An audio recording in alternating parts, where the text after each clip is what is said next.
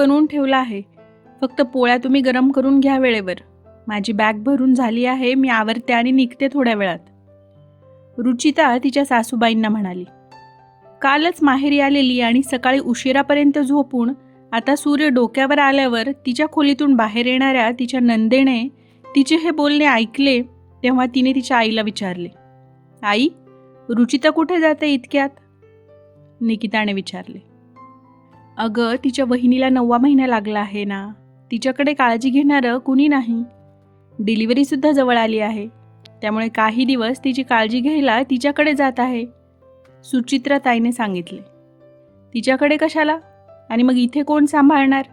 मी माहेरी आले आणि ही लगेच निघून जाईल इथून. तू पण कशी परवानगी दिलीस जायची? की तुझं काही चालतच नाही हिच्यासमोर? निकिता तावातावाने म्हणाली. अगं हळू बोल, ती ऐकेल तर काय विचार करेल?